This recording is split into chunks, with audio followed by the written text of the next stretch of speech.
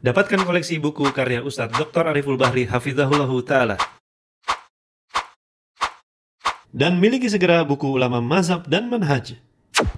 Mempersingkat waktu, eh, langsung saja kita mulai kajian kita pada malam hari ini kepada Ustadz Dr. Ariful Bahri MA, Hafizahullah Ta'ala, waktu dan tempat, tafadhol maskuro.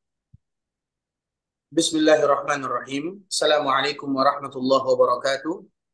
Alhamdulillahirabbil Waalaikumsalam alamin. Wassalatu wassalamu ala asyrafil anbiya'i wal mursalin wa ala alihi wa ashabihi wa man tabi'ahum bi ihsanin ila yaumiddin, amma ba'du. Alhamdulillah, kita bersyukur kepada Allah Subhanahu wa taala yang senantiasa melimpahkan karunia dan kasih sayang kepada kita bersama. Kemudian salam dan salawat kepada Rasul kita Muhammad bin Abdullah sallallahu alaihi wasallam. Ikhwani, akhawati, rahimani wa rahimakumullah. Pada kesempatan kali ini, kita akan menyebutkan tempat kediaman Nabi Shallallahu Alaihi Wasallam atau yang kita kenal dengan Makkah Al-Mukarramah, atau di sebuah lokasi yang tidak jauh dari Ka'bah Al-Musharrafah. Ka'bah Al-Musharrafah, Makkah Al-Mukarramah, dan juga baginda Muhammad bin Abdullah Shallallahu Alaihi Wasallam adalah satu kesatuan yang tidak bisa terpisahkan antara satu dengan yang lainnya. Dan salah satunya adalah Ka'bah Al-Musharrafah. Ka'bah Al-Musharrafah, mengapa disebut dengan Ka'bah Al-Musharrafah? Karena Ka'bah itu memiliki dua makna. Makna yang pertama diambil dari segi bentuknya. Disebut dengan Ka'bah karena bentuknya adalah yang persegi panjang. Sehingga Ka'bah itu sesuai dengan makna secara bahasa, artinya adalah persegi atau persegi panjang, muka'ab. Kemudian dari segi istilah, Ka'bah disebut dengan Ka'bah, yaitu sesuatu yang mulia. Karena memang Ka'bah itu adalah sesuatu yang dimuliakan oleh Allah Subhanahu wa taala dan dimuliakan oleh semua umat manusia, dan tidak ada yang menghinakannya kecuali mereka pun akan menjadi orang yang hina. Itulah Ka'bah Al-Musharrafah. Karena di sana Rasulullah sallallahu alaihi wasallam tinggal. Di sana Nabi sallallahu alaihi wasallam lahir. Antara Ka'bah dengan Nabi sallallahu alaihi wasallam adalah dua hal yang tidak akan terpisahkan. Bahkan kita juga mengetahui bahwa kalau kita perhatikan, yang menjaga Ka'bah itu, yang diberikan amanah kepada penjaga Ka'bah, itu semuanya adalah keluarga Nabi sallallahu alaihi wasallam. Sehingga orang-orang tahu bahwa Nabi sallallahu alaihi wasallam adalah orang-orang yang betul-betul dimuliakan oleh Allah Azza wa Jalla. Dan di antara salah satu bentuk kemuliaan Nabi Shallallahu Alaihi Wasallam ketika keluarga Nabi adalah orang-orang yang terpandang dan dimuliakan, serta merekalah yang diberikan amanah untuk menjaga Ka'bah Al-Musharrafah. Nabi Shallallahu Alaihi Wasallam tinggal di sana, Nabi bermain di sana, dan Nabi Shallallahu Alaihi Wasallam dibesarkan di sana, dan Nabi Shallallahu Alaihi Wasallam juga berdakwah di sana. Kalau seandainya kita perhatikan ikhwatul Islam, Ka'bah dari segi makna, kita sudah memperhatikan maknanya. Kemudian Ka'bah itu juga disebut dengan Baitullah. Kenapa disebut dengan Baitullah? Baitullah itu artinya adalah rumah Allah Subhanahu wa taala. Karena memang dia bentuknya adalah seperti rumah. Hanya saja tidak ada penghuni di dalamnya. Tapi disandarkan kepada Allah Subhanahu wa taala untuk kemuliaan yang ada pada dirinya, maka disebut dengan Baitullah. Kalau seandainya kita perhatikan perjalanan panjang yang dimiliki oleh Ka'bah Al-Musharrafah yang ada di Makkah Al-Mukarramah, maka akan kita melihat bagaimana keagungan Allah Subhanahu wa taala. Para ulama mereka itu berbeza. Kira-kira Ka'bah itu kapan dibangunnya? Dari sini para ulama menyebutkan Ka'bah itu dibangun oleh Nabi Adam alaihissalam ketika Allah Subhanahu wa taala menurunkan beliau dari surga. Ada lagi yang menyebutkan bahwa Ka'bah itu dibangun ketika malaikat-malaikat Allah Subhanahu wa taala atau para malaikat yang membangunnya. Nah, kenapa bisa demikian ikhwatul Islam? Tentunya itu merupakan di antara pertanyaan yang mungkin bisa dijawab oleh kaum muslimin.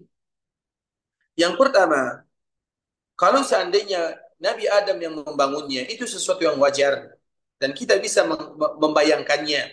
Karena ketika Allah Subhanahu wa taala menurunkan Nabi Adam, menurunkan Hawa, maka mereka terpisah. Kemudian di mana mereka berjumpa, maka disebutkan dengan Arafah. Arafah itu disebut dengan Arafah, memiliki banyak sekali makna. Dan di antara salah satu maknanya ketika Nabi Adam dan Hawa saling kembali mengenal antara satu dengan yang lainnya. Maka diambil dari kata-kata Arafah, yaitu mengetahui, mengenal. Karena kita mengetahui bagaimana sejarah panjang yang dilalui oleh Nabi Adam dan juga ibunda kita Hawa. Oleh karenanya, ketika mereka turun ke dunia, maka tentunya ada tempat ibadah sehingga Ka'bah itu adalah rumah yang pertama. Apakah tidak ada rumah di dunia sebelumnya? Dari sini para ulama menyebutkan Ka'bah itu bukan berarti rumah yang pertama, tapi rumah yang pertama kali dijadikan untuk beribadah kepada Allah Subhanahu wa taala. Karena di kala Nabi Adam sudah ada di dunia, tentunya dia sudah punya rumah. Ketika bertemu dengan Hawa, mereka punya tempat tinggal. Tapi kenapa disebut dengan Ka'bah ada rumah yang pertama? Maknanya rumah yang pertama yang dijadikan ibadah. Karena biasanya rumah tidak dijadikan ibadah, tapi rumah yang pertama kali dijadikan ibadah adalah Ka'bah al-Musharrafah. Kemudian sebahagian yang lain menyebutkan bahwa Ka'bah al-Musharrafah itu dibangun oleh malaikat-malaikat Allah Subhanahu wa taala. Mengapa demikian? Kalau kita telusuri ikhwatul Islam, itu adalah asal muasal penciptaan Nabi Adam alaihissalam. Dan di antara salah satu kemuliaan Nabi Adam, Allah menciptakan Adam dengan tangannya. Allah menciptakan Nabi Adam dengan tangannya. Sehingga ketika nanti kita berada di padang mahsyar, kita pun datang kepada Nabi Adam dan kita menyebutkan kemuliaan tersebut. Ya Adam, anta abul bashar, khalaqakallahu biyadih. Wahai Adam, engkau adalah ayahnya segala manusia. Dan Allah menciptakan kamu dengan tangannya. Dari sini ikhwatul Islam, berarti makhluk yang lain bisa jadi diciptakan oleh Allah Subhanahu wa taala bukan dengan tangannya.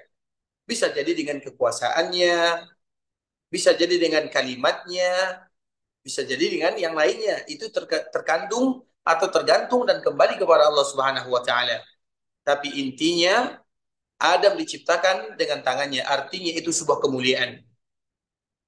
Karena yang diciptakan oleh Allah Subhanahu wa taala dengan tangannya yang pertama adalah Al-Arash. Makhluk yang paling besar yang bernama Arash itu diciptakan oleh Allah Subhanahu wa taala dengan tangannya.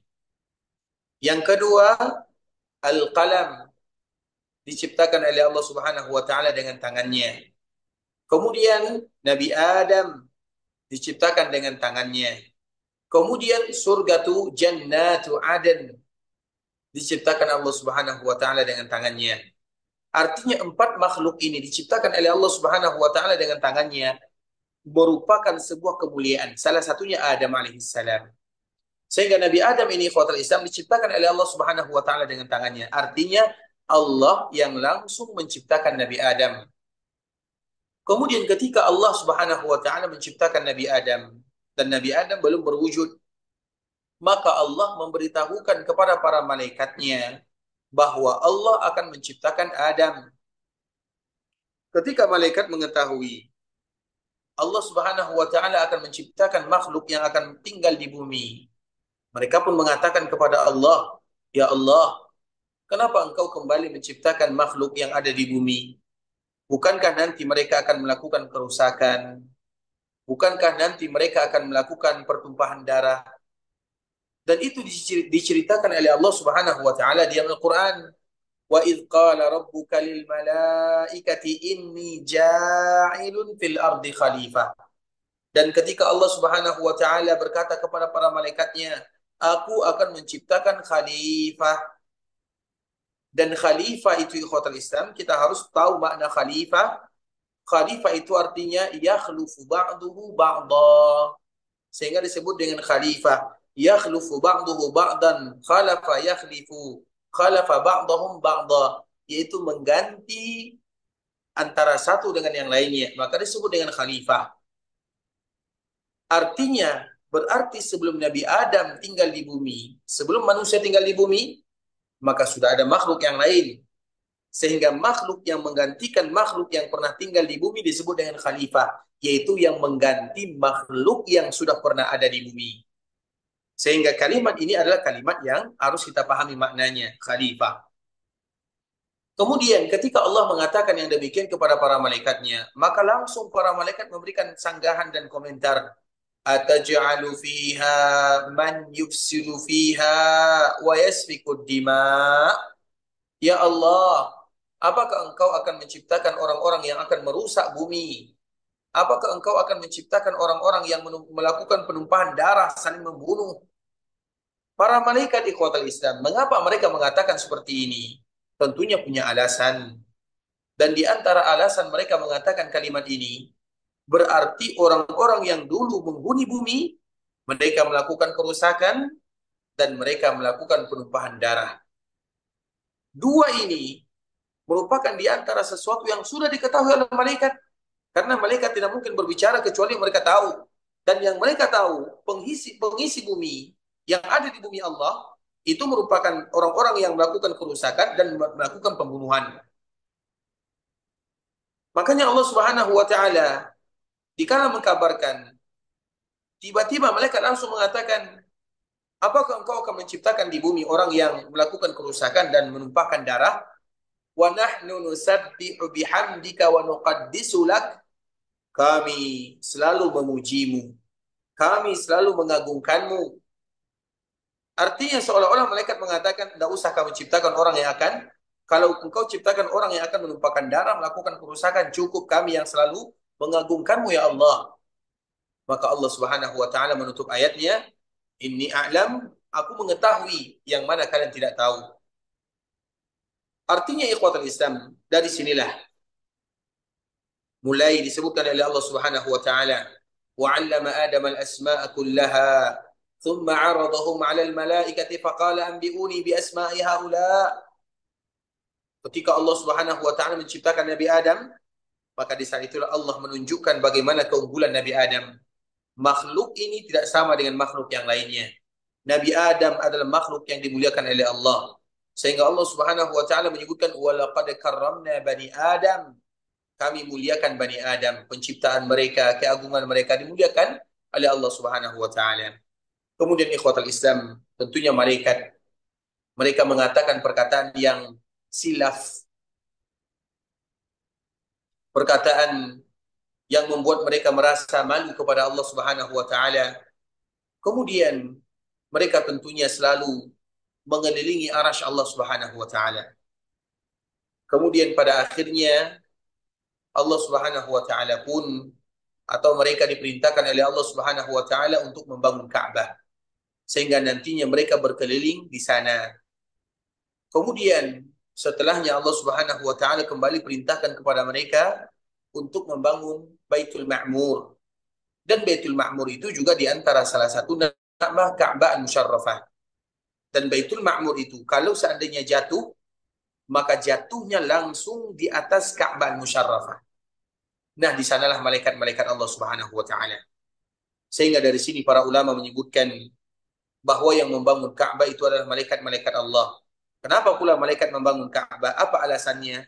Alasannya karena mereka mengucapkan kalimat yang silaf, kalimat yang ataj'alu fiha man yufsidu fiha wa yasfiku dima, sehingga mereka senantiasa minta ampun, bermohon kepada Allah Azza wa Jalla, dan mereka berkeliling di arasy Allah Azza wa Jalla, sehingga Allah menggantinya. Allah perintahkan mereka membangun rumah di bumi, sehingga mereka berkeliling di sana. Kemudian pada akhirnya Allah Subhanahu wa Ta'ala perintahkan mereka untuk berada di sebuah tempat yang namanya Al-Baitul Ma'mur. Sehingga dari sinilah ikhwatul Islam, para ulama menyebutkan bahwa yang pertama kali membangun Ka'bah Musyarrafah adalah malaikat-malaikat Allah Azza wa Jalla. Terlepas daripada itu semua, kita ketahui intinya para ulama itu berbeza siapa yang membangun Ka'bah, apakah malaikat atau Nabi Adam alaihissalam. Namun yang terpenting ikhwatul Islam, Ka'bah itu sudah ada sebelum Nabi Ibrahim, apalagi sebelum Nabi Muhammad SAW, dan Ka'bah adalah simbol kemuliaan. Karena siapapun yang berada di sana akan dimuliakan oleh Allah Subhanahu wa Ta'ala kalau mereka beribadah. Dan siapapun yang berada di sana ingin melakukan kerusakan, maka Allah Subhanahu wa taala akan memberikan kehinaan kepada mereka untuk selama-lamanya. Makanya dulu ada cerita ikhwatul Islam, ada dua orang pemuda dan pemudi. Yang satu namanya Nailah, yang satu namanya Asif, atau kurang lebih seperti itu namanya. Jadi mereka dulu ikhwatul Islam, mereka lah melakukan tindakan yang betul-betul mengurangi rasa hormat atau penghinaan kepada Ka'bah al-Musyarrafah. Kemudian apa yang terjadi? Allah Subhanahu wa taala tewaskan mereka dalam keadaan bermaksiat tersebut. Sehingga mereka menjadi sejarah dan mereka menjadi contoh bagi orang-orang yang ingin menghinakan Ka'bah al-Musyarrafah. Jadi yang telah diberikan contoh oleh Allah Subhanahu wa taala bukan hanya Abraha saja, tapi masih banyak cerita-cerita yang lain ikhwatul Islam. Orang-orang yang menghinakan Ka'bah al-Musyarrafah, Allah hinakan mereka di dunia dan di akhirat karena itu tidak sesuai dengan namanya. Itu rumah Allah Subhanahu wa taala yang diperintahkan untuk selalu menjaganya dan memuliakannya sesuai dengan namanya. Barakallahu fikum. Ikhwatul Islam, sebagaimana biasanya untuk lebih ada interaktif di antara kita bersama, eh, mungkin ada yang kita tanyakan. Kalau seandainya ada di antara kita yang bisa menjawabnya, maka mungkin ada sedikit oleh-oleh yang bisa diberikan kepada mereka. Syakarallahu lakum. Mungkin kita serahkan dulu kepada moderator. Jazakumullahu khair. Ustaz. Baik, bagi eh, peserta yang ingin bertanya dulu mungkin Ustaz, atau langsung bertanya Atau mungkin. kami yang bertanya. Atau kami yang bertanya. Boleh, ya, boleh Ustaz, ingin Baik. Tadi bertanya telah kita kepada jamaah. menyebutkan kenapa Ka'bah itu disebut dengan Ka'bah al-Musyarrafah.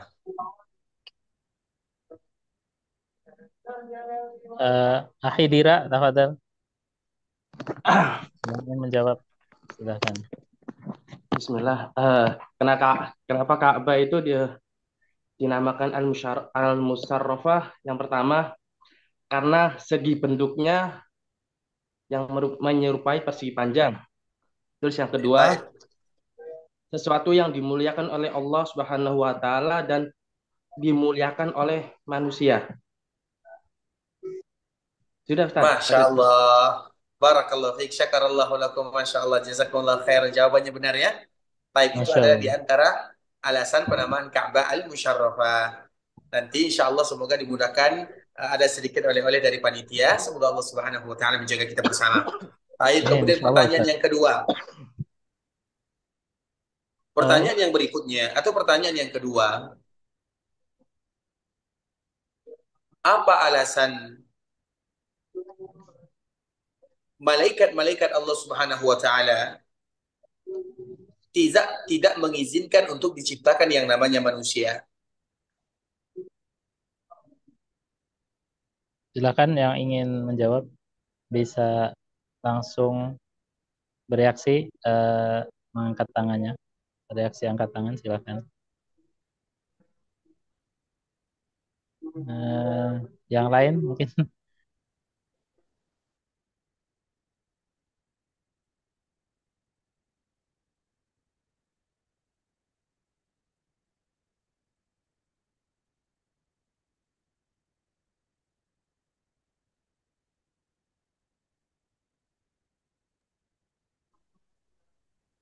Putri Swasti ya. Afwan Ustadz, tapi Ana sebelumnya sudah pernah ngikutin kuis juga, mungkin yang lain dulu. Baik. Baik, pertanyaannya tidak menjadi masalah. Pertanyaannya, coba sebutkan makhluk yang diciptakan oleh Allah dengan tangannya.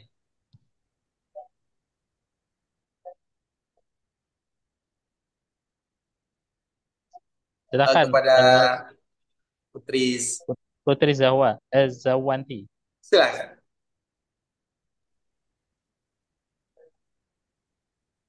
Ibu Putri.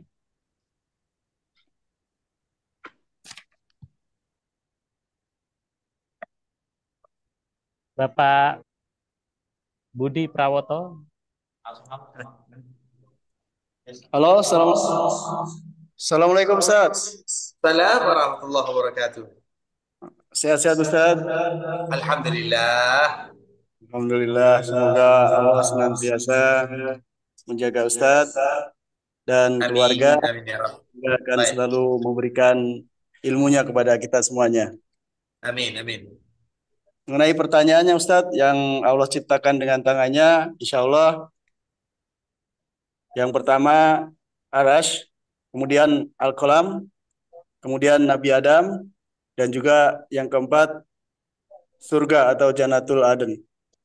Masya Allah. Barakallahu fikum, hafizakumullah kepada Pak Budi. Insya Allah semoga dimudahkan. Uh, insya Allah syakarallahu lakum, dan insya Allah oleh-olehnya dari pihak panitia insya Allah akan sampai ya. Masya Allah. Insya Allah. Amin, insya Allah. Baik, barakallahu fikum, ikhwan semuanya. Sekarang kita lanjutkan sedikit pembahasannya. Karena Ka'bah itu dengan Nabi Shallallahu Alaihi Wasallam tentunya tidak bisa terpisahkan. Kemudian ikhwatul Islam, maka Ka'bah ini yang pertama kali melakukan renovasi di sana namanya adalah Nabi Syis. Nabi Syis itu merupakan di antara keturunan Nabi Adam alaihissalam. Makanya yang pertama kali melakukan renovasi untuk Ka'bah al-Musyarrafah adalah Nabi Syis. Kemudian barulah setelahnya dilakukan lagi renovasi di zaman Nabi Ibrahim alaihissalam. Dan Nabi Ibrahim tentunya adalah di antara salah satu yang diabadikan oleh Allah Azza wa Jal, karena beliau adalah kakeknya Rasulullah Sallallahu Alaihi Wasallam. Dan cerita Nabi Ibrahim itu sangat banyak sekali di dalam Al-Quran. Mengapa demikian ikhwatul Islam? Karena Nabi Ibrahim adalah satu-satunya Nabi yang tidak pernah dihina oleh umat apapun. Itu merupakan di antara kelebihan Nabi Ibrahim. Nabi Ibrahim tidak pernah dihinakan oleh siapapun. Apapun agamanya, maka mereka tidak akan pernah menghinakan Nabi Ibrahim. Semua agama mereka memuji Nabi Ibrahim.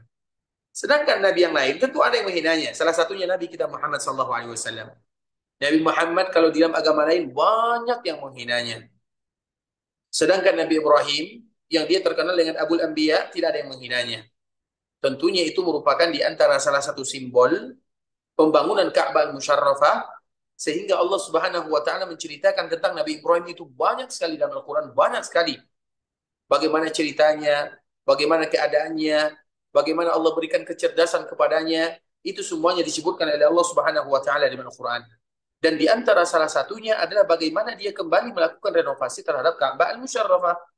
Jadi renovasi Ka'bah itu bukan hanya di zaman Nabi Ibrahim, sebelumnya sudah dilakukan. Tapi mengapa diangkat ceritanya oleh Allah di dalam surat atau di dalam Al-Quran dan dinasabkan kepada Nabi Ibrahim? Bukan berarti Nabi Ibrahim yang telah membangunnya, tapi Nabi Ibrahim hanya kembali melakukan renovasi sebagaimana dilakukan di zaman-zaman sebelumnya. Maka oleh karena itulah terkenal dengan kisah Nabi Ibrahim, disebutkan oleh Allah Subhanahu wa taala, wa id yarfa'u Ibrahimul qawa'ida minal baiti wa Ismail. Dan ingatlah oleh kalian bagaimana Nabi Ibrahim dan anaknya membangun Ka'bah al-Musyarrafah. Tapi cerita ini ikhwatul Islam, cerita ini bukan cerita awal. Mengapa demikian? Karena dulu ketika Nabi Ibrahim meninggalkan Sarah atau meninggalkan Hajar dengan Ismail, kita tahu cerita yang sangat indah diabadikan di dalam sejarah. Ketika Nabi Ibrahim diberikan keturunan yang bernama Ismail dari salah seorang istri yang bernama Hajar, kemudian tentunya antara seorang istri dengan istri yang lainnya terjadi kecemburuan, dan itu adalah perkara yang biasa.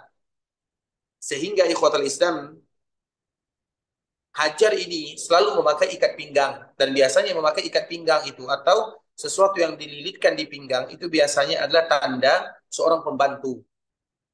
Karena dia memang pembantunya atau budaknya Sarah alaihissalam. Kemudian pada akhirnya tidak bisa terpisahkan, atau pada akhirnya tidak bisa diselesaikan kecuali dengan dipisahkan. Pada akhirnya dipisahkanlah antara Hajar dengan Sarah. Maka Hajar ini diperintahkan oleh Allah Subhanahu wa taala Nabi Ibrahim untuk mengantarkannya di sebuah lembah. Begitu juga dengan anaknya.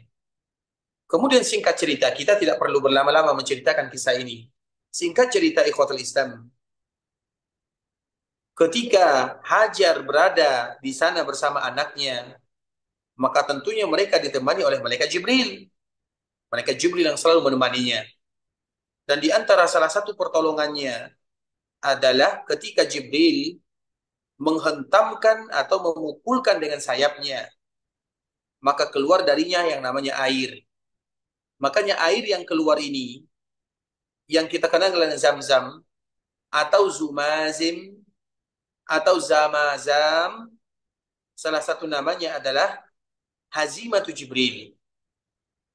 Hazimatu Jibril itu artinya, karena itu merupakan hantaman daripada sayapnya malaikat Jibril.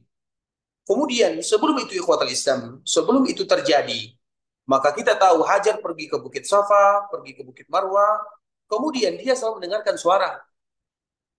Kemudian pada akhirnya dikala dia mendengarkan suara, maka dia pun mengatakan, wahai yang mengeluarkan suara, kalau seandainya kamu ingin membantuku, maka perdengarkan kepadaku suaramu. Maka di saat itulah diperdengarkan suara. Karena Hajar tidak melihat malaikat Jibril. Kemudian dikala diperdengarkan suara tersebut, maka di saat itulah disebutkan pertolongan Allah Subhanahu wa taala, kemudian disebutkan bahwa anak ini, anak yang tadi sedang menangis yang bernama Ismail, akan kembali membangun rumah, kemudian rumah tersebut dijadikan tempat ibadah oleh Allah Subhanahu wa taala. Jadi sejarah-sejarah seperti ini ikhwatul Islam, kisah-kisah seperti ini merupakan di antara kisah bagaimana kedekatan atau kekuatan atau bagaimana kuatnya kedekatan atau bagaimana hubungan antara Nabi Ibrahim, kemudian putranya, kemudian keluarganya, kemudian cucunya, dan di antara salah satu cucu Nabi Ibrahim yang mana Nabi berdoa kepada Allah di kala selesai membangun Ka'bah itu adalah Nabi Muhammad sallallahu alaihi wasallam. Makanya Nabi Muhammad menyebutkan ana da'watu Abi Ibrahim. Saya ini adalah hasil daripada doa ayahku Nabi Ibrahim. Jadi diutusnya Nabi Muhammad sallallahu alaihi wasallam di Mekkah Al-Mukarramah di samping Ka'bah Al-Musyarrafah itu adalah karena doanya Nabi Ibrahim alaihissalam, yaitu ketika Nabi Ibrahim alaihissalam membangun Ka'bah Al-Musyarrafah. Ini merupakan di antara cerita dan sejarah singkat ikhwatul Islam di mana Nabi dilahirkan dan apa penyebabnya, dan itu semua tidak terlepas daripada perjuangan ayahandanya, sehingga Nabi selalu mengatakan Abi Ibrahim, ayahku Ibrahim, karena memang Nabi Ibrahim itu adalah ayah Nabi. Karena di dalam bahasa Arab kalimat abun itu dinasabkan boleh kepada ayah kandung, boleh dinasabkan kepada ayahnya kandung. Sedangkan kalimat walid itu hanya dinasabkan kepada orang tua saja.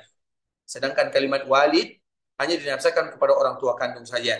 Makanya Nabi menyebutkan ana da'watu Abi Ibrahim. Aku ini adalah hasil daripada doa ayahku Ibrahim. Dan itulah Rasul kita yang mulia Muhammad bin Abdullah sallallahu alaihi wasallam kemudian diutus dan dibangkitkan oleh Allah, diutus oleh Allah di Mekkah Al-Mukarramah di samping Ka'bah Al-Musyarrafah, tempat yang paling mulia, agar kita tahu agama Islam adalah agama yang termulia. Karena ada rumah yang paling mulia diutus kepada manusia yang paling mulia di daerah yang paling mulia, dan orang-orang yang beriman kepada Allah dan kepada Rasul-Nya serta mengikuti agamanya adalah orang-orang yang paling mulia. Dan semoga Allah memberikan kemuliaan kepada kita di dunia sampai kita masuk ke dalam surga Allah Subhanahu wa taala. Ikhwatul Islam, saudara kaum muslimin, sampai di sini pembahasan yang bisa kami jelaskan. Sekarang kita lanjutkan kepada sesi yang kedua, yaitu sesi tanya jawab. Kalau ada di antara kita yang ingin bertanya, maka kami persilahkan. Dan sekarang sesi dialog ya, sehingga nanti kita suasananya semakin hidup walaupun secara online ikhwatul Islam, tapi kita berharap kepada Allah Subhanahu wa taala agar pengajian kita ini merupakan pengajian yang bisa memberikan manfaat kepada kita bersama. Walaupun kita berada di rumah, kami berada di sini, kita berada di rumah, tapi tujuannya adalah untuk memaksimalkan waktu atau memaksimalkan waktu dalam rangka mencari ridha Allah Subhanahu wa taala. Barakallahu fikum wa jazakumullahu khairan. Sudah ada yang bertanya? Silakan. Ibu Putri silahkan.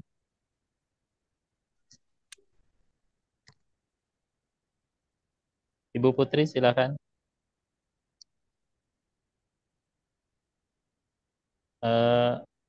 Belum ada tanggapan. Silahkan Bapak Agus. Bapak Agus.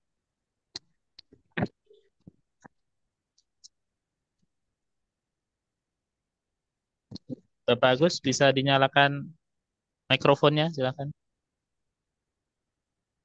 Assalamualaikum Ustaz.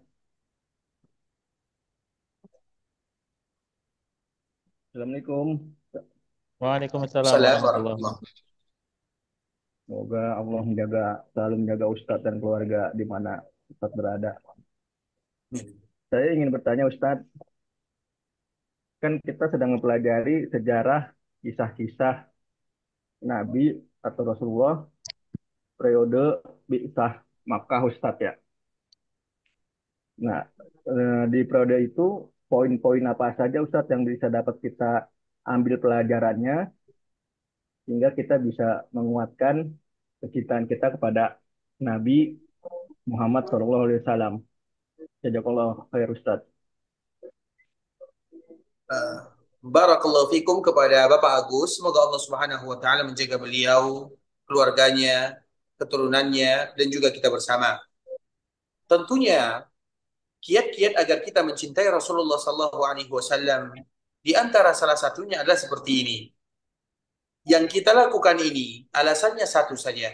Karena kita mencintai Nabi sallallahu alaihi wasallam. Mencintai Nabi sallallahu alaihi wasallam itu butuh usaha. Dan di antara usahanya mengetahui seluk-beluk permasalahan apapun yang berkaitan dengan Nabi sallallahu alaihi wasallam, keluarga Nabi, orang tua Nabi, terutama Nabi Ibrahim alaihissalam yang merupakan ayah Rasulullah atau yang disebut dengan Nabi kakek Rasulullah atau buyut Nabi sallallahu alaihi wasallam. Begitu juga tempat Nabi sallallahu alaihi wasallam, semua itu merupakan di antara bentuk kecintaan kita kepada Nabi. Karena memang mengaplikasikan cinta kepada Nabi itu bukan hanya satu poin saja. Yang kita lakukan ini adalah di antara salah satunya, yaitu mempelajari sejarah Nabi sallallahu alaihi wasallam, perjuangan Nabi, bagaimana kehidupan Nabi, sebagaimana disebutkan oleh Zainal Abidin, cucu Nabi itu sendiri. Kami mengajarkan anak-anak kami Al-Quran, kami mengajarkan anak-anak kami tentang kisah Nabi, perjuangan Nabi, peperangan Nabi, sebagaimana kami mengajarkan Al-Quran kepada anak-anak kami. Artinya selalu dirutinkan oleh kaum muslimin untuk mengetahui tentang Nabi Shallallahu Alaihi Wasallam, dan itu adalah sebahagian daripada untuk mendatangkan cinta, untuk bagaimana kita mengenang Nabi Shallallahu Alaihi Wasallam. Ternyata sejarah Nabi adalah sejarah yang panjang, kemudian perjuangan Nabi adalah perjuangan yang berat, kemudian di antara salah satu yang dilakukan oleh Nabi semuanya bertuju kepada umatnya. Ternyata perjuangan yang dilakukan oleh Nabi selama ini jawabannya satu saja, yaitu Nabi cinta kepada umatnya. Maka wajib bagi kita untuk mencintai Nabi Shallallahu Alaihi Wasallam. Bagaimana caranya? Banyak sekali. Dan di antara salah satu caranya adalah dengan mempelajari sisi atau semua sisi kehidupan Nabi Shallallahu Alaihi Wasallam. Karena orang yang mencintai akan mempelajari orang yang dia cintai, agar kita mendapatkan kecintaan dari Nabi Shallallahu Alaihi Wasallam. Tentunya itu merupakan di antara jawaban secara umum. Karena mencintai Nabi tentunya banyak, untuk mendatangkan kecintaan Nabi juga banyak, karena ada hak dan kewajiban namanya. Sehingga para ulama menulis ada sebuah kitab namanya Hukukun Nabiyyi Sallallahu Alaihi Wasallam li ummati. Apa saja yang mesti dilakukan oleh umat Nabi terhadap nabinya. Dan itu merupakan kewajiban kita bersama. Namun pada kali ini kita hanya fokus kepada sejarah Nabi, terutama awal-awal Nabi Sallallahu Alaihi Wasallam. Semoga ini semuanya merupakan di antara tanda kita mencintai Rasulullah Sallallahu Alaihi Wasallam. Barakallahu fikum. Baik, selanjutnya Ibu Putri, silakan. Assalamualaikum warahmatullahi wabarakatuh. Waalaikumsalam. Assalamualaikum ilaikum Ustadz. Semoga Allah selalu merahmati Ustadz dan keluarga serta seluruh peserta kajian malam hari ini. Afwan Ustadz, Ana ada dua pertanyaan Ustadz. Yang pertama, bagaimana cara menjelaskan kepada sahabat, mungkin keluarga Ustadz, bahwa Allah itu beristiwa di Arasy dan Allah memiliki dua tangan tanpa ditakwilkan gitu Ustadz. Karena banyak yang tidak bisa menerima ini Ustadz, dan qadarullah Ustadz, guru-guru kita banyak yang dihina Ustadz, dalam tanda kutip diejek oleh ya kaum sebelah gitu Ustadz. Ya Ustadz Maududi, ya Ustadz Abdullah Roy, semua pada Ustadz Firanda, ya itu sering dihina gara-gara mengatakan hal demikian gitu Ustadz. Yang kedua Ustadz, bisa dijelaskan Ustadz, waktu dakwah Rasulullah kan ada di Darul Arqam ya Ustadz ya. Posisi Darul Arqam ini sebenarnya di mana gitu Ustadz? Apakah ini termasuk di dekat Ka'bah itu sendiri, dan apakah itu memang tersembunyi gitu Ustadz? Mohon penjelasannya Ustadz, jazakallah khair. Barakallahu fiikum wa jazakumullahu khaira. Kita dahulukan pertanyaan yang kedua karena tidak terlalu panjang jawabannya. Masalah Darul Arqam. Darul Arqam itu Al-Arqam itu merupakan di antara salah satu nama sahabat yang dia termasuk orang yang pertama kali menerima dakwah Nabi Shallallahu Alaihi Wasallam. Kemudian setiap kali Nabi berdakwah, berdakwah itu artinya misalnya menerangkan tentang agama. Karena dakwah itu dikala diterima, tentunya butuh penjelasan apa sih yang dibawa oleh Nabi Shallallahu Alaihi Wasallam. Maka disitulah Nabi SAW, karena di awal-awal dakwah belum terlalu banyak kewajiban yang diperintahkan oleh Allah Subhanahu Wa Taala kepada kaum muslimin. Yang ditekankan itu adalah akidah. Yang ditekankan itu adalah bagaimana menyembah Allah Subhanahu Wa Taala. Itu yang difokuskan. Sehingga di kala Nabi menerangkan yang demikian, nah ada namanya Darul Arqam. Dan itu tidak terlalu jauh dari Ka'bah Al-Musyarrafah. Sekitar Ka'bah Al-Musyarrafah. Namun itu adalah rumah yang dijadikan tempat belajar kalau bahasa kitanya. Jadi Nabi berkumpul bersama sahabat-sahabat yang sudah mulai masuk ke dalam agama Islam. Dan mereka jumlahnya tidak terlalu banyak di awal-awal dakwah. Mungkin 40 sampai 60 orang, sampai 80 orang. Kemudian tentunya mereka butuh pencerahan, butuh kekuatan, butuh motivasi, bagaimana mereka belajar. Disitulah mereka belajar, artinya itu merupakan di antara salah satu rumah yang ada di Ka'bah Al-Musyarrafah, dan dia termasuk orang yang pertama kali menerima dakwah Nabi SAW, sehingga dia menghibahkan rumahnya untuk belajar agama bersama para sahabat Nabi yang lainnya. Kemudian untuk pertanyaan yang pertama, masalah istiwa atau masalah ini, masalah sifat Allah Subhanahu wa taala. Kita harus tahu, sifat itu ada namanya sifat zatiyah, ada namanya sifat fi'liyah, ada pula sifat zatiyah fi'liyah. Sifat zatiyah itu artinya sifat zat, sifat yang melekat di zat. Kemudian sifat fi'liyah itu sifat yang lebih kepada perbuatan amalan, bisa dilakukan, bisa tidak dilakukan. Seperti misalnya Allah berbicara, semua kaum muslimin mereka meyakini Allah berbicara. Tidak satu pun mereka yang tidak meyakini Allah berbicara. Dan di antara bentuk Allah berbicara adalah Al-Quran yang Allah turunkan kepada kaum muslimin. Begitu juga dengan kitab-kitab sebelumnya. Ada Injil, ada Taurat, ada Zabur, ada Suhuf. Semuanya adalah bentuk pembicaraan Allah Subhanahu wa taala. Dan bahkan kita tahu, ketika Nabi Musa mencela sembahan kaumnya, maka di antara salah satu celaan Nabi Musa, bukankah Tuhan kalian itu tidak berbicara? Artinya tidak berbicara itu adalah sebuah ketidaksempurnaan. Dan Allah adalah zat yang maha sempurna. Dan Allah berbicara. Tapi bagaimana kita tidak tahu. Kemudian ikhwatul Islam, itu disebut dengan sifat fi'liyah. Artinya Allah berbicara, kadang Allah berbicara, kadang tidak. Itu tergantung kepada Allah Subhanahu wa taala, bukan urusan kita. Makanya disebut dengan fi'liyah. Seperti misalnya di dalam hadis Nabi sallallahu alaihi wasallam, Allah turun, "Innallaha yanzilu ila sama'id dunya hina yabqa thuluthul lailil akhir." Sesungguhnya Allah turun ke langit dunia ketika tersisa sepertiga malam terakhir. Itu merupakan di antara sifat fi'liyah Allah Subhanahu wa taala. Artinya sifat fi'liyah yang Allah Subhanahu wa taala lakukan dan itu dikembalikan kepada Allah. Makanya tidak boleh kaum muslimin mengkiaskan dan bertanya, kalau seandainya Allah turun sepertiga malam terakhir, sepertiga malam di mana? Maka ini ikhwatul Islam. Kalau ada orang, misalnya kita pergi ke dokter, kita berobat. Jika kita berobat, maka dokter mengatakan, Bapak ini harus minum obat ya. Jadi obat ini harus diminum 1 kali, yaitu di pagi hari. Maka kita pun bertanya, Pak dokter, kira-kira saya minum obat di pagi hari itu di pagi hari yang mana? Kira-kira apa tanggapan dokternya? Kalau seandainya ada pasien yang mengatakan, Pak dokter, saya minum obat di pagi hari, tapi kira-kira di pagi hari yang mana? Karena di sini pagi hari, di siang hari, di sana siang hari. Di sini pagi hari, di sana malam hari. Kira-kira apa tanggapan dokternya? Itu baru antara sesama manusia. Bagaimana dengan Rabbul Izzati wal Jalalah? Kita cukup beriman. Seperti misalnya Allah mengatakan bahwa hari kiamat itu akan terjadi di hari Jumat. Kita pun bertanya, hari Jumat itu hari yang mana? Jumat di sana, kalau di sana Jumat, di sana masih Kamis. Di sana Jumat, di sana Sabtu, misalnya. Coba kalau seandainya kita bermuamalah dengan nas seperti itu, kita disebut dengan orang yang kurang waras, mempermainkan ayat-ayat Allah Subhanahu wa taala dan hadis-hadis Nabi sallallahu alaihi wasallam. Apalagi tentang Allah Subhanahu wa taala. Allah Subhanahu wa taala punya sifat zatiyah, fi'liyah, zatiyah, fi'liyah. Itu diserahkan kepada Allah Subhanahu wa taala. Urusan kita bukan banyak bertanya. Urusan kita beriman, percaya, selesai. Nah, salah satunya istiwa. Allah mengatakan Allah beristiwa, selesai.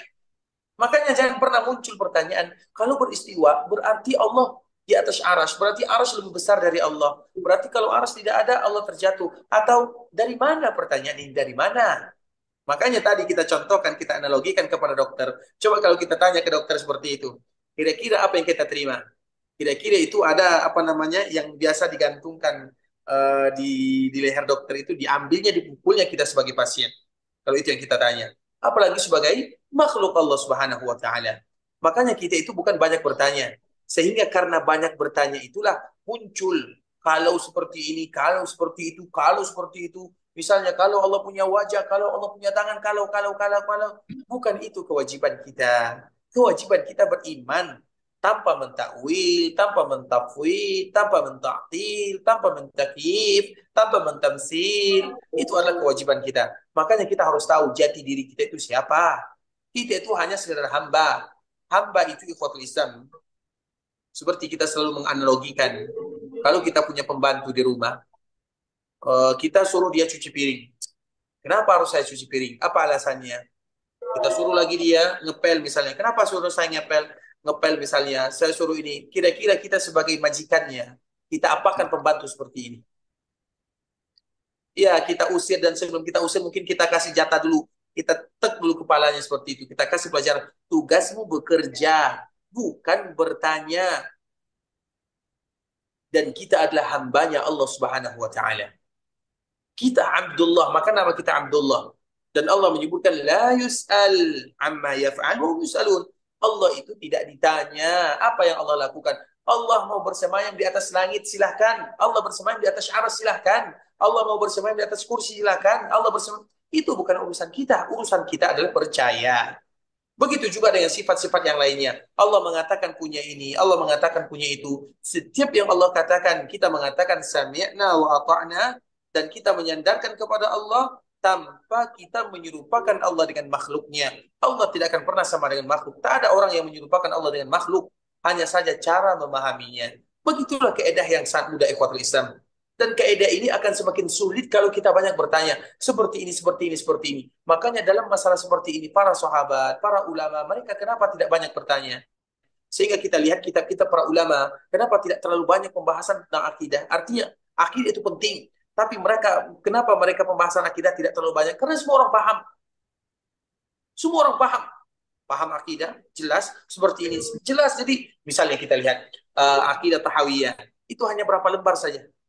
Tapi kalau kita lihat misalnya kitab fikih, kitab hadis, itu ribuan halamannya. Tapi kalau kita lihat kitab-kitab akidah, cuma 15 halaman, 20 halaman, jelas semuanya.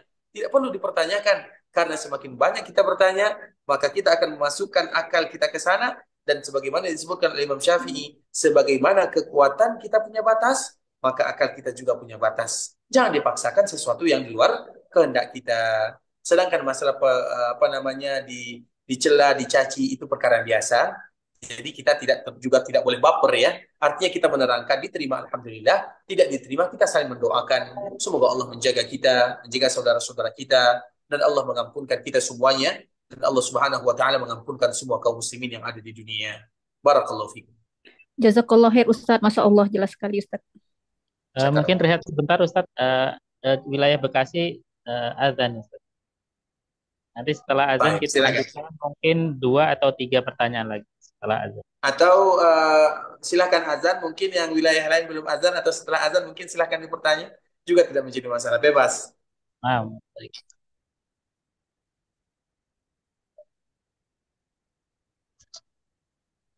Hmm? Hmm?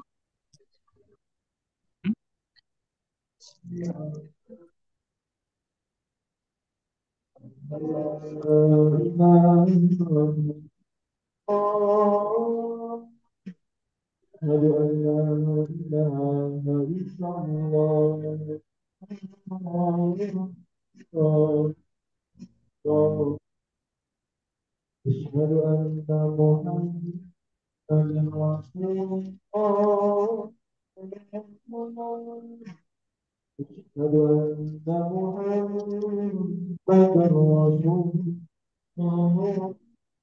حي على الصلاة حي على الصلاة حي على الفلاح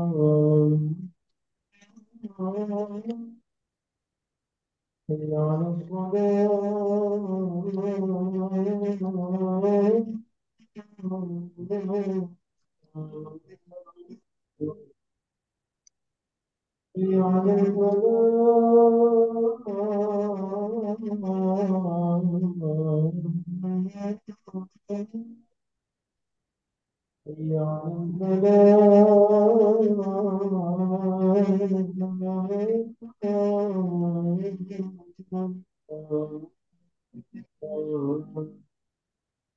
الله أكبر الله أكبر لا إله إلا الله الله Baik, kita lanjutkan.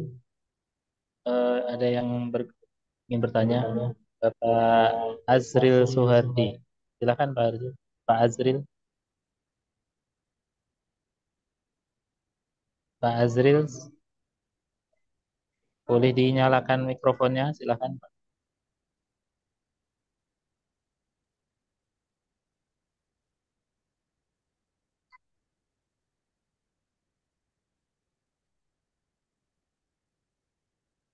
Pak Azril Suhardi, atau mungkin ada yang lain yang ingin bertanya, silakan.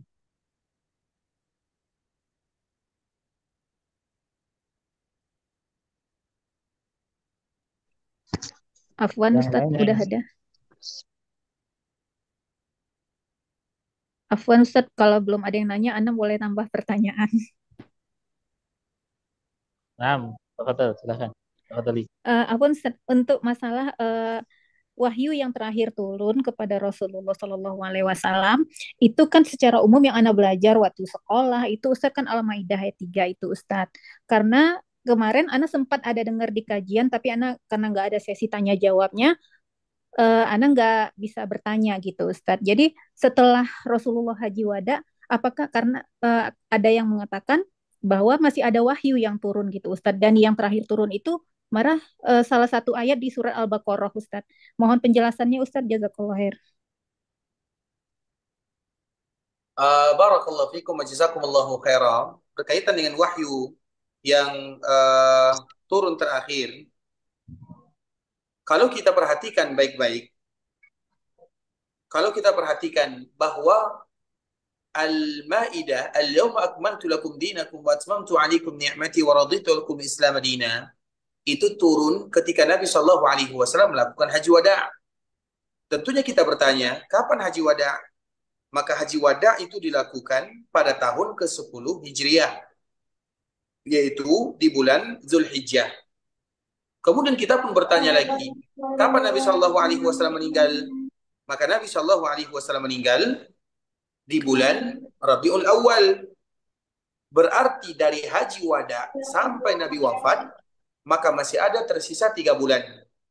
Nah, apakah selama 3 bulan ini masih ada wahyu atau tidak? Tentunya masih ada. Makanya pertanyaan itu ikhwatul Islam, ayat terakhir turun di kala haji wada itu yang berkaitan dengan masalah agama.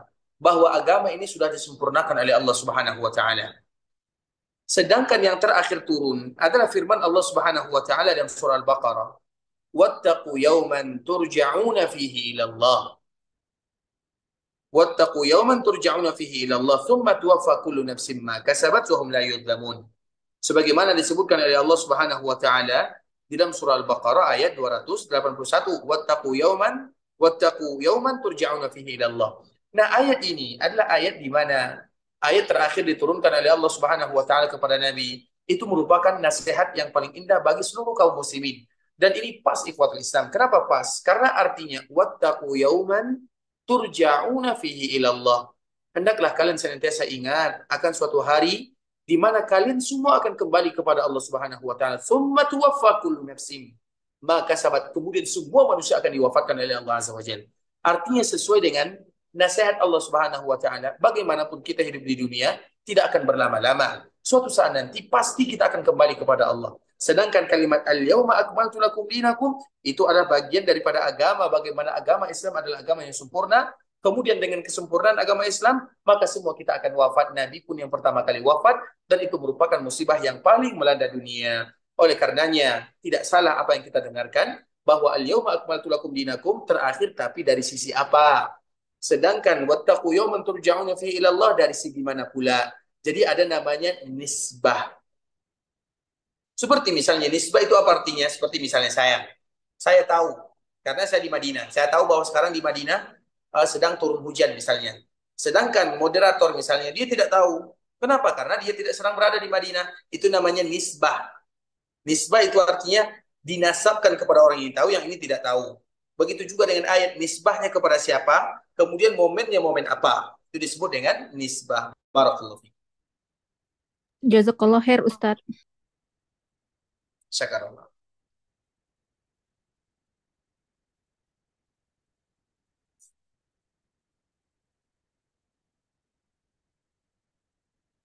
Pak Azril Suhardi, silakan Pak Azril, silakan.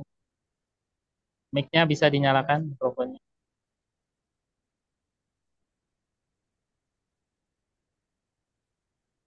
Pak Azril, mic-nya bisa dinyalakan di sebelah Ya, kiri bawah, Assalamualaikum. Pak. Waalaikumsalam warahmatullahi. Silakan, Pak. Ya, Assalamualaikum warahmatullahi wabarakatuh. Dari Brunei sini ya, Ustaz. Mau Barakallahu tanya, fiik.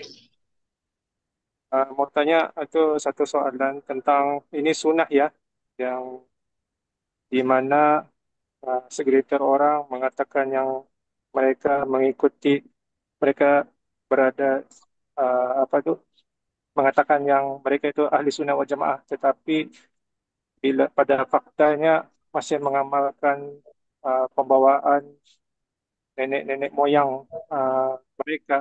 Bagaimana tanggapan kita ataupun uh, tanggapan kita terhadap perkara ini, terutama di zaman sekarang? Jazakallah khairan. Barakallahu fiikum wa jazakumullahu khair. Semoga Allah Subhanahu wa taala menjaga kita bersama. Kita mengetahui perbezaan banyak sekali yang kita hadapi di muka bumi ini, dan itu sesuatu yang tidak bisa dielakkan. Dan itu adalah bagian daripada sunnatullah azza wa jalla. Tapi tahukah kita ikhwatul Islam, ketika itu terjadi, apa yang pertama kali harus kita lakukan? Yang pertama kali kita lakukan adalah bermohon kepada Allah Subhanahu wa taala. Dan inilah yang tidak ada pada kaum muslimin.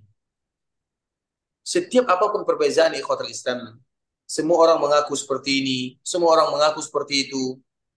Kita melihat perbezaan ini, kita melihat perbezaan itu misalnya, bagaimana cara kita menanggapinya? Yang pertama kali harus kita lakukan adalah bermohon dan berdoa kepada Allah. Apa doanya? Allahumma rabba Jibril, wa Mikail, wa Israfil, fatir as-samawati wal ard, alim al-ghaibi wa syahada, anta tahkum baina ibadika fima kanu fi yakhtalifun, ihdina lima ikhtulifa fihi minal haqqi biiznik, innaka tahdi ila sirati mustaqim. Itulah yang semestinya harus dibaca pertama kali oleh kaum muslimin ketika mereka melihat yang demikian. Agar apa ikhwatul Islam? Karena ketika kita berada di dalam kebenaran, kita bersyukur kepada Allah. Ketika kita melihat saudara-saudara kita berada di dalam kesalahan, kita bersedih dan kita mendoakan mereka. Itu semestinya yang harus kita lakukan.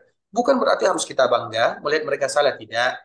Bisa jadi karena ketidaktahuannya, bisa jadi karena mereka belum mengetahui, atau bisa jadi hanya sekedar mengikuti, atau bisa jadi hanya sekedar tradisi. Allahu a'lam, kita tidak tahu penyebabnya. Bisa jadi karena hawa nafsu, kita tidak tahu.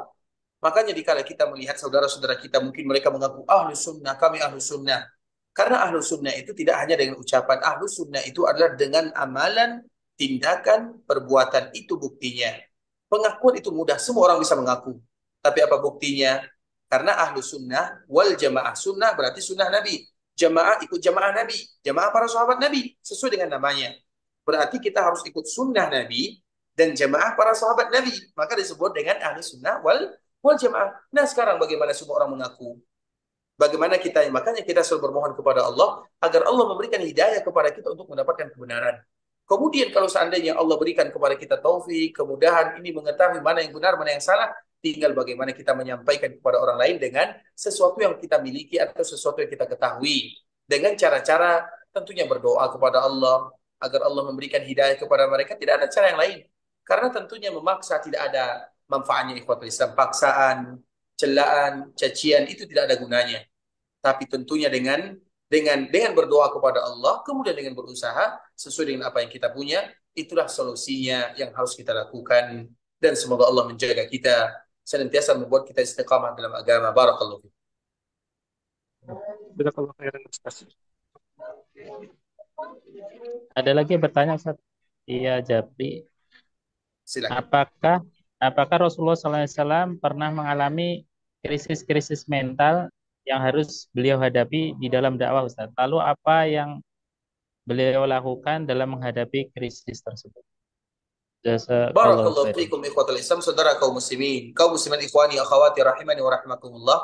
Tentunya kalau bahasa krisis mental itu mungkin bahasa yang agak sedikit kurang pas lah.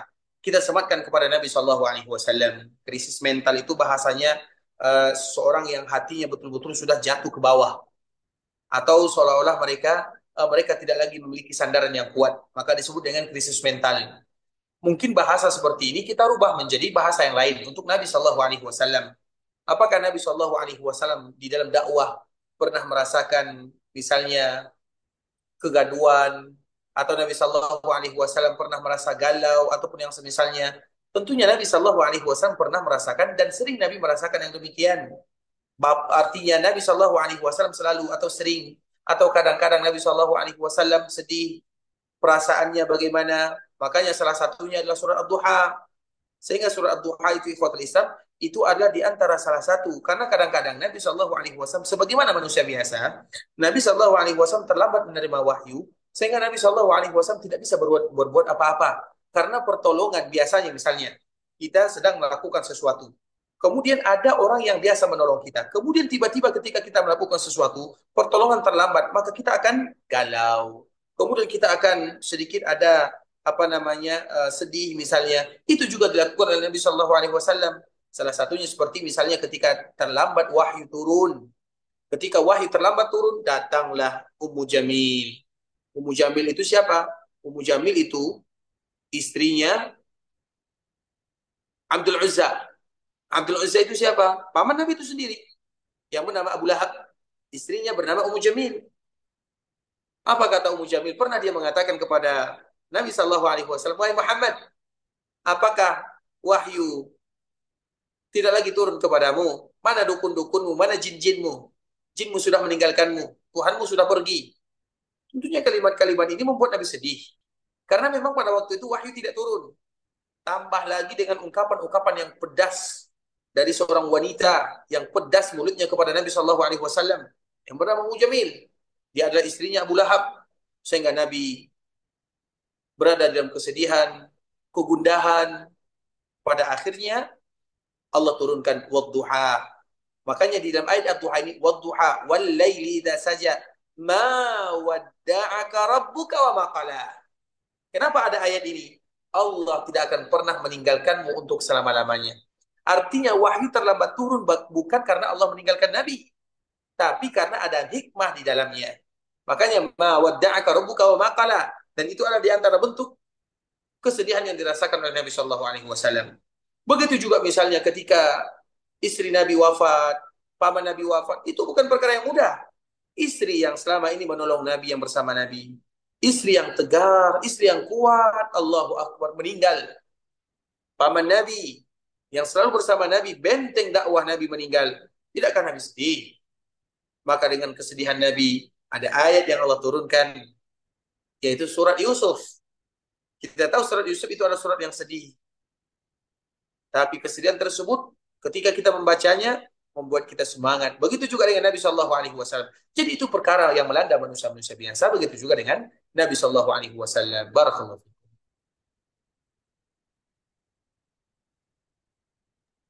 Baik, ada yang ingin bertanya kembali?